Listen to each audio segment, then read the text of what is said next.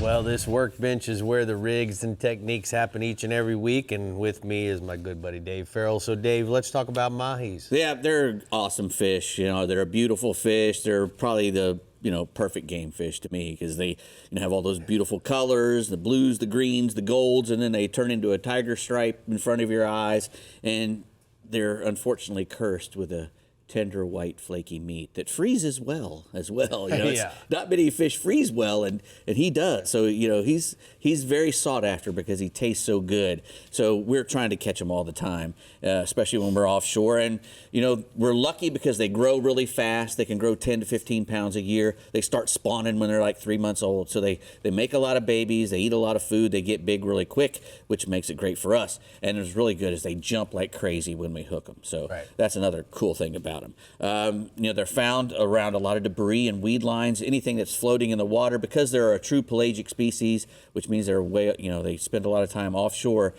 Most of the offshore is a big empty. So whenever you find floating bucket, a tree branch, anything floating in the surface of the water, a big weed line especially is great. A big chunk, any patch of sargassum will hold these fish because that's a feeding station, and they will come back again and again to those places. And we got a lot of stuff to catch them with. Always just try to remember, though, a smaller dolphin will try to eat big things, but big dolphin like to eat big things. They don't spend a whole lot of time chasing little things around. So if you want to target big dolphin, use big stuff. If you're just, you got a regular schoolie bunch of dolphin out there, it doesn't matter. You can put whatever you want out there because they will try to eat everything that you put out.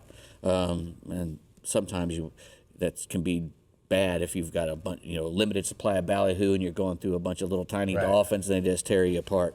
But so we're looking for birds and debris, and when we're rigging up these straight pin rigs, we got some pin rigs, and this is actually a daisy chain. We're going to use an O'Shaughnessy style 7/0, a 25 4F 8/0 in laser sharp hook. In an 8/0 is especially my favorite, but you can use a 7 or even up to a 9 depending on where you're fishing and the size of the dolphin. And we use the O'Shaughnessy style because circle hooks don't work that great on dolphin a lot of times when you're trolling. You don't want to be trolling circle hooks around. And even when you're chunking bait, throwing a live bait out to a dolphin, they eat so fast that a lot of times they charge right through the bait, and they have those other fish around them, so they're trying to get away from those other fish. And if you're using a circle hook, it's almost like you're trying to set the hook. They run away so fast. Right. Or you're reeling too fast because they'll grab the bait, they'll swallow it, and they'll swim away so fast that it'll just come flying out like you had done something wrong. Right. And you really haven't. So that's why we use that O'Shaughnessy. Another thing, naked baits. A naked lure works great. A naked ballyhoo is good. A naked just plain lure with a hook in it without a bait is really good. This is a pin rig that's made for a ballyhoo in it. The less things that you have in the way, the better chances your hookups are. So if you're using just a plain ballyhoo with a hook, your hookup's going to be great. If you're just using one of these with just a hook in it, your hookup's going to be great. That's one of my favorite baits is the Sea Star, an island lure Sea Star that has the rubber skirt. I also like it with the hair. Again, I like the hair because I think the hair is a little bit less of a impediment to a hookup than the rubber is, but that's just me. Try to keep the head of the dolphin in the water when you get him up close to the boat. If you're going to try to gaff one of these fish, if you pull a dolphin's head out of the water, it's going to try to jump on you. Right. Keep his head in the water and stay behind whoever's wiring the fish and try to hit the fish closest to the eyeballs or the head as you can. Right. Because you want him to come over the side head first. Right. We don't want to hook him. We don't try to gaff him in the middle or near the tail. If you touch his tail, he's going to fly on you. If you pull his head out of the water, he's going to fly on you.